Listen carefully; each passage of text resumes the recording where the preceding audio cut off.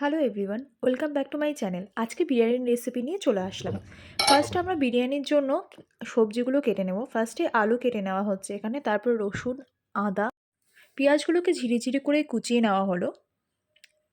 বিরিয়ানির জন্য যা যা মশলা আমাদের প্রয়োজন সেগুলো এখানে সাজিয়ে নেওয়া হয়েছে। আতর, হলুদ, গোলাপ জল, কাশ্মীরি লাল মির্চি, বিরিয়ানি মশলা অ্যান্ড কেওড়ার জল আর কেশর। তারপরে আমরা কড়াইটা গরম করতে বসিয়ে দিয়ে অল্প করে সাদা তেল পরিমাণ মতো দিয়ে দেবো। তেলটা গরম হয়ে গেলে তার মধ্যে কুচনো পেঁয়াজগুলো একটু ডিপ ফ্রাই করে ভেজে নেব বেরেস্তার জন্য। দেখো এতটা লাল পরিমাণ হয়ে গেলে তোমরা ভেজে এটাকে তুলে রেখে দেবে। লাস্টে আমরা ফিনিশিংয়ে এটাকে আবার ইউজ করব। তারপরে আলুগুলোকে ভেজে নিতে হবে। আলুগুলোকে আমি লবণ এবং হলুদ দিয়ে ফার্স্টে মেখে রেখেছি। আলুগুলোকে এইভাবে প্রিপারেশন করলে খেতে খুব টেস্টি হয় এবং দেখতেও খুব সুন্দর লাগে। এরপরে চলে যাব নেক্সট স্টেপে। সেখানে আমরা চিকেনকে ডিপ ফ্রাই করে নেব। তার আগে লবণ হলুদ দিয়ে এটা মেখে রেখে দিয়েছিলাম। হালকা করে ফ্রাই করব, বেশি ফ্রাই করলে এটা কিন্তু খেতে ভালো হবে না।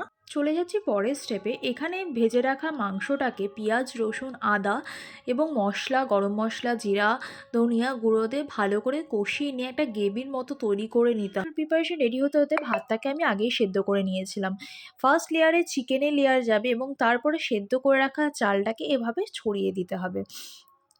স্টেপ বাই স্টেপ আবার সেকেন্ড লেয়ারে চিকেন পড়বে এবং তারপরে ভাতের লেয়ারটা পড়বে। তারপর সবার শেষে আতর, গোলাপ জল, কেওড়ার জল পরিমাণ মতো করে এটা তোমাদেরকে বুঝে শুনে দিতে হবে।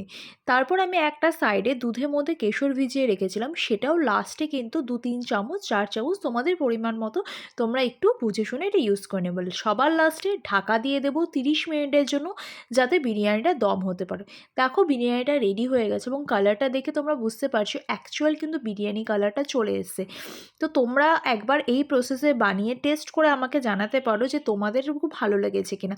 আমার কিন্তু খেতে খুবই ভালো লেগেছিলো এবং সত্যি বিরিয়ানিটা খুব টেস্টি হয়েছিল। লাস্ট আমি বিরিয়ানিটা দেখে বুঝতেই পারছো কতটা টেস্টি হয়েছিল। আমার তো দেখেই এখনও জিভে জল চলে এসেছে। তো তোমরাও যদি চাও এইভাবে কিন্তু সহজ পদ্ধতিতে বিরিয়ানিটা বানিয়ে নিতে পারো।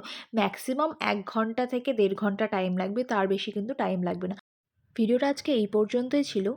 খুব শিগগিরই নিয়ে আসবো সেকেন্ড একটা রেসিপি ভিডিও নিয়ে।